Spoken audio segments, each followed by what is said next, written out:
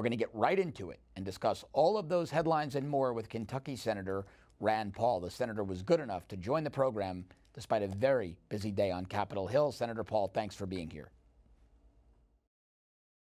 Absolutely. Glad to do it.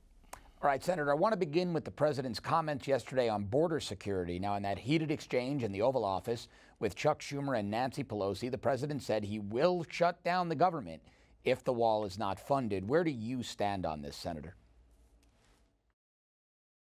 You know, I'm a fiscal conservative, so even when it comes to border security, I'm for a wall. I'm also for other forms of security, but I'm still a fiscal conservative, so I'm not for just throwing unlimited amount of money at a wall. We spent a little over $1 billion, and my understanding is it hasn't all been spent yet. So before I'd want to give them any more money, I'd want to know how the money was spent, whether it was spent well, and how you plan on spending the next round of money.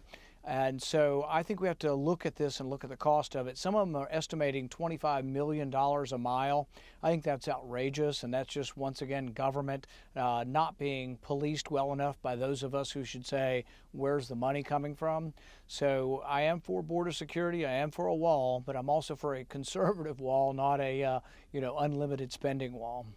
All right, the president floated the idea of the military helping to build a wall if it's not funded. Does the White House have the authority to use the Pentagon and military funds to pay for this project? And if not, where do you see this all going in the next few weeks? You know, I don't know the answer on the military. I think that the president can use the military to repel invasions, to control our borders, to try to keep people from just flowing over by the millions across our border. So I think there's definitely a role that the military can have. Whether or not they can build stuff, I don't know that there's any absolute proscription saying they can't. I just haven't really given enough thought to really decide what the answer should be on that. I think ultimately, though, the people building stuff have to end up being contractors who have expertise in it that you may not find. But military probably has its own set of builders as well. So I think what we're going to find out is there will be a compromise. There will be some money in for the wall. But I think the push, give and take, back and forth over how much it costs is actually a necessary part of our oversight of how much money we spend. Do you think the government will shut down, or will they come to a deal to avoid that? Well, you know, I'm always of two minds on this. I'm not for shutting the government down on purpose, but I'm also not for keeping it open and spending $1 trillion we don't have. And so I think we really ought to have a big knockdown, drag out fight, but it ought to be over how much deficit we have. Instead, it's over, you know, how much more money we're going to spend. And so I don't think it's a good way to run your government to have all the money just glommed together in what they call continuing resolution. That's kind of what we're going to do at the end of the year. But I also don't think it's a good idea not to have spending caps. So about a year ago, the Republicans, unfortunately my party, gave up on spending caps. And so the deficits that we're having right now, about $1 trillion a year, are about as bad as they were when I ran for office, pledging to stop President Obama and the Democrats from borrowing so much money.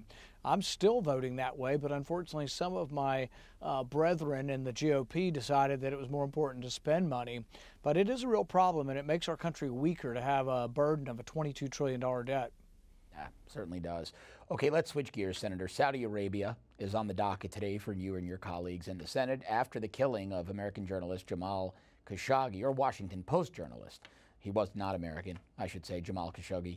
There's been some backlash over the administration's response. Now, the Senate is voting on a resolution to end U.S. support for the Saudi coalition's war in Yemen. Where do you stand on that resolution, and what does this all mean for the United States? Well, I think we should never go to war unless Congress votes to take us to war. That's what the Constitution said. You know, our founding fathers had a big spirited debate. They wrote the Federalist Papers. Many of them gave comments on this. And to a person, every founding father, with no exceptions, said that the power to initiate or declare war has to go through Congress. So really, we shouldn't be involved in the war in Yemen without a congressional vote. But if there were a vote, I'd vote no, because I think the Saudis are not reliable partners. They've been bombing civilian centers.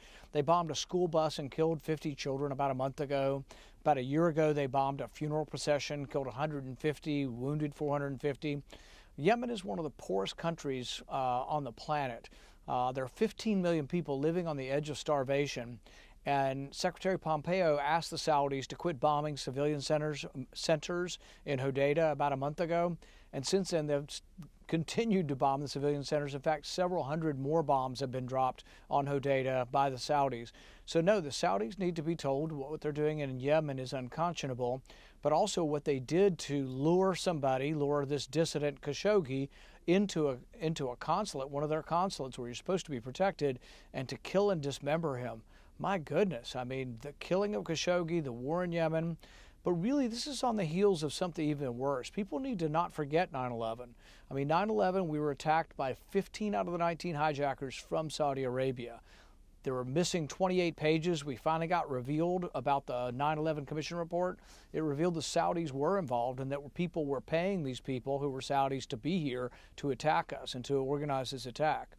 You add that up with the fact that there have been reports that the Saudis have spent $100 billion spreading hatred of Jews, hatred of Christians, hatred of Hindus around the world. They have 40,000 religious schools in Pakistan teaching hatred of the U.S. and recruiting suicide bombers over there. They do it in India. They've done it in Indonesia. They have spread this hatred worldwide. A lot of the trillions of dollars we now spend defending ourselves against terrorism is because the Saudis have been funding this hatred.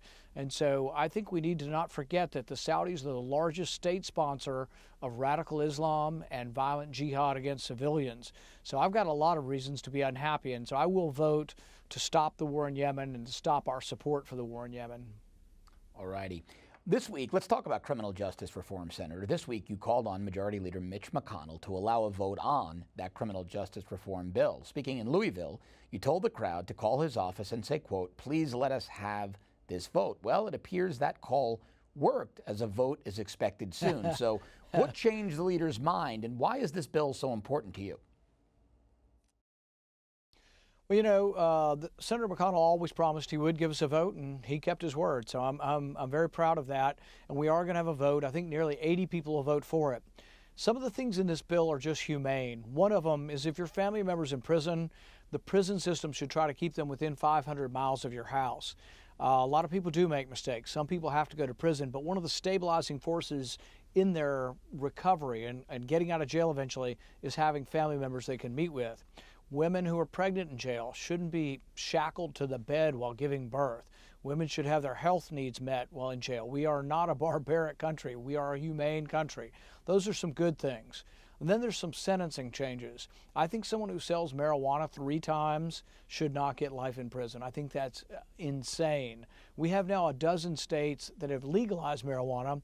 But if you sell marijuana 3 times in one of the states where it's illegal, you can still be put in prison for life. So we've got to have a more reasonable way of looking at this and looking at drug addiction. And I think we should look at it as more of a health problem and less of an incarceration problem. Thanks for watching. If you'd like to see more breaking news coverage, exclusive interviews, and great videos, click over here to our YouTube channel and subscribe. And don't forget to download the free Newsmax TV app. Newsmax TV, it's real news for real people.